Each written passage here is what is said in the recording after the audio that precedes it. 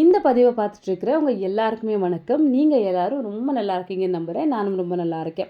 முருக பக்தருக்கு ஒரு ஸ்பெஷல் வணக்கம். இந்த பதிவில் ஆடிப்பெருக்கு ஆடி 18 இதை பற்றி தான் நம்ம பார்க்க போகிறோம். கொஞ்சம் லேட் ஆகிடுச்சு, அவசரமான பதிவு அப்படின்னு வச்சுக்கோங்க. ஆடி மாதத்தில் எந்த நல்ல காரியத்தையுமே செய்யக்கூடாது அப்படின்னு தான் பெரியவங்க சொல்லுவாங்க. சாமி மட்டும்தான் கும்பிடணும் அப்படின்னு நமக்கு சொல்லியிருப்பாங்க, உண்மைதான். ஆனால் இந்த ஆடி மாதத்துலேயும் கூட ஒரு நாள் இருக்குது. அந்த பர்டிகுலரான நாளில் நீங்கள் எந்த வேலை தொடங்கினாலும் என்ன வாங்கினாலும் அது பெருகிக்கிட்டே போகும் அப்படின்றதையும் நம்ம முன்னோர்கள் நமக்கு சொல்லிட்டு போயிருக்காங்க. அந்த நாள் தான் ஆடி 18. அதுக்காகவே அந்த நாளுக்கு ஆடிப்பெருக்கு அப்படின்னு கூட சொல்கிறாங்க. இன்னொரு இதில் சந்தோஷமான விஷயம் என்னென்னா, இந்த ஆடி 18 நம்ம தமிழர்கள் தான் முதல்ல கண்டுபிடிச்சிருக்காங்க. பஞ்சபூதத்தில் ஒன்றான காவேரி தாய் இல்லைன்னா தண்ணீருக்கு நன்றி சொல்லும் வகையாக தான் இந்த பண்டிகையை அவங்க கொண்டாடிருக்காங்க. அந்த காலத்தில் விவசாயத்துக்கு ஒரு கணக்கு வச்சு அன்றைக்கு ஆடி மாதத்தில் ஒரு 18 நாளுக்கு அப்புறம் தான் அவங்களுக்கு தண்ணி நல்லா நிரம்பி ஆறு பெருக்கிக்கிட்டு ஓடும் அப்படின்னு அவங்களோட கணக்காக இருந்திருக்கு. அதனால தான் இந்த ஆடி 18 அவங்க ரொம்ப சந்தோஷமாக கொண்டாடிருக்காங்க. விவசாயம் அப்படின்னு வந்துட்டாலே தண்ணி ரொம்ப ரொம்ப முக்கியம். இப்போது விவசாயத்தை தாண்டியும் நம்மளோட வாழ்க்கைக்கு இந்த உலகம் ஏற்கிறதுக்காகவே முக்கியமான ஒரு விஷயம் இந்த தண்ணீர் மட்டும்தான். அதனால் இந்த தண்ணீருக்கு ஒரு நன்றி சொல்லும் வகையாக தான் இந்த பண்டிகை கொண்டாடப்படுது. முக்கியமாக காவேரி தாய்க்கு நன்றி சொல்லுவாங்க.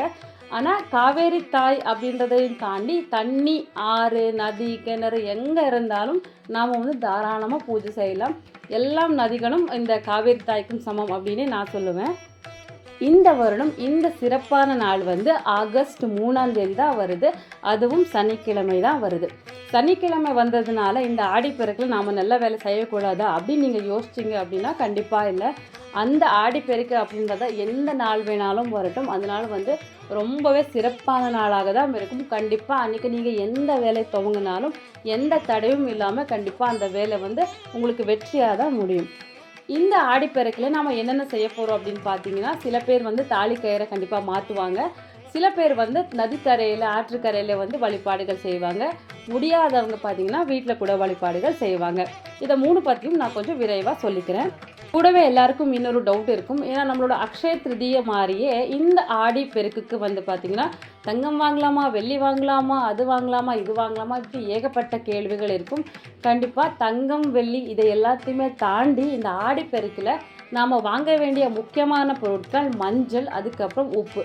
இதை ரெண்டத்தையும் நீங்கள் வாங்கி வச்சுட்டு உங்களோட சாமி அறையில் வச்சுட்டு பூஜை செஞ்சுட்டு உங்களோட டெய்லி யூஸஸ் என்ன இருக்கோ அதுக்கு இதை நீங்கள் பயன்படுத்திக்கிட்டே வந்தீங்க அப்படின்னா கண்டிப்பாக உங்கள் வீட்டில் நல்ல காரியங்கள் நடக்கும். வீடு சுபிக்ஷமாக இருக்கும்.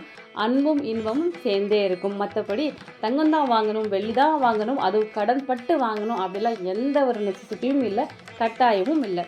உங்களுக்கு தேவை அந்த ஏதாவது ஃபங்க்ஷன் இருக்குது, நாங்கள் கல்யாணம் செட் பண்ணி வச்சுருக்கோம், வேறு ஒரு ஃபங்க்ஷன் இருக்குது, அதுக்காக நகை வாங்கணும் சேமித்து வச்சுருக்கோம் அப்படின்னா இந்த ஆடி 18 ஆடி பெருக்கில் நீங்கள் வாங்கிக்கிட்டீங்க அப்படின்னா அது பெருக்கிக்கிட்டே போகும். ஏன்னா அது உங்களோட தேவை, அதுக்காக தான் நீங்கள் அதை வாங்குறீங்க. அதை தாண்டி பார்த்தீங்கன்னா நம்ம வாங்கியே ஆகணும் அப்படின்னு சொல்லிட்டு பழைய தங்கத்தை வச்சுட்டு புது தங்கத்தை வாங்குறது, இல்லைன்னா கடன் வாங்கி நம்ம தங்கத்தை வாங்குறது அப்படின்றது எனக்கு தெரிஞ்ச வரைக்கும் வேண்டாம். அந்த மாதிரிலாம் செய்ய வேண்டாம். அது அந்த அளவுக்கு நெசசிட்டி ஒன்றும் இல்லை.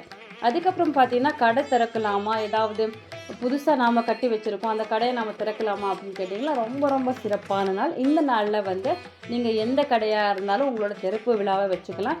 உங்களோட கடையோட வியாபாரமும் நல்லா பெருகிக்கிட்டே போகும்.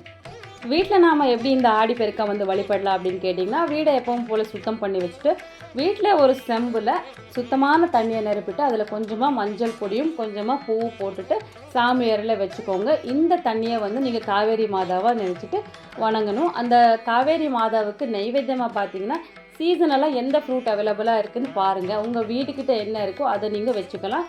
நாவல் பழம் வச்சுக்கிறது ரொம்பவே நல்லது. காவேரி மாதாவை ஒரே ஒரு விஷயத்தை வேண்டி வணங்குங்க. என்ன அப்படின்னா தண்ணி நமக்கு அவசியம். எந்த நாளைக்கும் நம்ம ஊர்லேயே ஆகட்டும் நமக்காகட்டும் தண்ணி கஷ்டம் வராமல் இருக்கட்டும் அப்படின்னு வேண்டிக்கோங்க. கூடவே அதிகமான தண்ணி கூட வேண்டாம் அப்படின்னு வேண்டிக்கோங்க. இப்போ கேரளா, வயநாடை நீங்கள் பார்த்துக்கிட்டே இருக்கீங்க. தண்ணி நம்மளோட தேவைக்கேற்ற இருந்தால் ரொம்பவே நல்லது. அதை தாண்டி நமக்கு வந்தால் அதை கட்டுப்படுத்துகிற சக்தி கண்டிப்பாக மனிதனுக்கு இல்லை. அதையும் சேர்ந்துவே நீங்கள் வேண்டிக்கோங்க. அளவான தண்ணி, நமக்கு வேண்டிய தண்ணியை அந்த மாதிரி கொடுக்குற மாதிரி காவேரி மாதாவை கண்டிப்பாக எல்லாருமே சேர்ந்து வேண்டிக்கலாம். நமக்கு வீட்டில் தண்ணி எங்கே வருது, தண்ணி டேப்பில் வருது, அதுக்கப்புறம் மோட்டார், கிணத்தடி இந்த மாதிரி எங்கே இருக்கோ அங்கெல்லாம் சந்தனம், குங்குமம், பொட்டெல்லாம் வச்சுட்டு நீங்கள் காவேரி மாதாவை நினச்சி நன்றியை தெரிவிச்சுக்கோங்க. நதிக்கரைக்கு போகிறவங்க பார்த்தீங்கன்னா அவங்களோட வழக்கப்படி காப்பரிசலை வச்சுட்டு மண்ணில் வந்து பிள்ளையாரெல்லாம் செஞ்சு வச்சுட்டு வணங்குவாங்க. அந்த பழக்கம் உங்களுக்கு இருக்குது அப்படின்னா, நதிக்கரையில் நீங்கள் இருக்கீங்க அப்படின்னா கண்டிப்பாக அங்கே போய் உங்களோட பூஜையை வந்து செஞ்சுட்டு வாங்க. ரொம்ப விசேஷமாக இருக்கும். ஆடிப்பெருக்கில் இன்னொரு சிறப்பான விஷயம் என்னென்னா, சில பேர் வந்து தாலிக்கயிறை வந்து மாற்றுவாங்க. ரொம்ப விசேஷமான நாள் தான். நம்ம வந்து மீனாட்சி அம்மன் கல்யாணத்து அப்புறம் தான் அப்போ தான் தாலியை வந்து மாற்றிருப்போம். அதுக்கப்புறம் ஒரு நல்ல நாள் வந்து இந்த ஆடிப்பெருக்காக தான் இருக்கும். இந்த நாளில் வந்து நம்ம தாலிக்கயிறு வந்து நல்லா இல்லை, ஒரு மாதிரியாக இருக்குது. கூடவே வந்து பார்த்திங்கன்னா உருக்குகள் வந்து அதில் உடஞ்சி போயிருக்கு, உடையிற மாதிரி இருக்குது அப்படின்னு இருக்கிறவங்க மட்டும்தான் தாலிக்கயிறை மாற்றிக்கோங்க. மற்றபடி தாலிக்கயிறு வந்து நல்லா இருக்குது அப்படின்றவங்க பார்த்தீங்கன்னா, கழுத்தில் ஒரு மஞ்சள் கயிறை போட்டுட்டு இருக்கிற தாலிக்கயிறை நீங்கள் எடுத்துட்டு அதை நல்லா வந்து சுத்தம் படுத்தி சுவாமி முன்னால் வச்சுட்டு பூவெல்லாம் வச்சு அக்ஷதை போட்டு அதுக்கும் சந்தனம் குங்குமம் எல்லாம் வச்சுட்டு நல்லா வேண்டிக்கிட்டு அந்த தாலிக்கயிறை வந்து உங்கள் கணவர் இருந்தால் உங்கள் கூட இருந்தால் கணவர்கிட்டே நீங்கள் போட்டு வச்சுக்கலாம். இல்லை அவங்க வெளியூரில் இருக்காங்க அப்படின்னா உங்கள் வீட்டில் யார் பெரியவா இருக்காரோ அவங்ககிட்ட சொல்லிவிட்டு அந்த தாலியை நீங்கள் போட்டுக்கலாம். சரிங்களா? மற்றபடி கட்டாயமாக இந்த தாலிக்கயிறை வந்து மாற்றியே ஆகணும், எல்லாரும் மாற்றுறாங்க நானும் மாற்றுறேன் அப்படின்னெல்லாம் இல்லை. நல்லா இருக்கா வேணாம், நீங்கள் மாற்ற வேணாம், இருக்கிறதே பூஜை செஞ்சுட்டு மறுபடியும் நீங்கள் மாட்டிக்கலாம். புதுசாக கல்யாணம் பண்ணவங்க பார்த்தீங்கன்னா இந்த ஆடிப்பெருக்கில் தங்களோட தாலிக்கு வந்து உருக்குகளை வந்து சேர்த்து பெருக்கிட்டே போகிறது வந்து ரொம்ப சிறப்பாக இருக்கும். யாருமே இந்த நாளை வந்து கண்டிப்பாக தவற விடாதீங்க. டைம் என்ன அப்படின்னு பார்த்தீங்கன்னா காலையில் 7:35 நிமிஷத்துலேருந்து 8 மணி 50 நிமிஷத்து வரைக்கும் நல்ல காலம் இருக்குது. அப்போ நீங்கள் தாலிக்கயிறை மாற்றிக்கலாம். அப்போ அந்த டைமை மிஸ் பண்ணிட்டீங்க அப்படின்னா 10:35 நிமிஷத்துலேருந்து 11:55 நிமிஷத்துக்குள்ளே உங்களோட தாலிக்கயிறை வந்து மாற்றி பூஜை செஞ்சுக்கிறது ரொம்ப விசேஷமாக இருக்கும். சாயங்காலம் இந்த 2 டைமும் நம்ம மிஸ் பண்ணிட்டோம். நம்ம என்ன பண்ணலாம் அப்படின்னு என்ன கேட்டிங்க அப்படின்னா, இறங்குற டைமில் வந்து தாலிக்கயிறை மாற்ற வேணாம். அதை தாண்டி ஒரு நல்ல நாள் எப்போ வருதோ அப்போ பார்த்துட்டு நம்ம வந்து தாலிக்கயிறை மாற்றிக்கலாம். ஒன்றும் பிரச்சனை இல்லை. பிறகு மாற்றியே ஆகணுன்ற கட்டாயம் இல்லை. உங்களால் முடியுது, அன்றைக்கி டைம் சூழலெல்லாம் நல்லா இருக்குது அப்படின்னு பார்த்தீங்கன்னா தவற விடாமல் புதுசாக கல்யாணம் ஆனவங்களும் இந்த தாலிக்கயிறை மாற்றிட்டு நல்லா உருக்குகளை வந்து பெருக்கிட்டே போங்க. ரொம்ப விசேஷமாக இருக்கும்.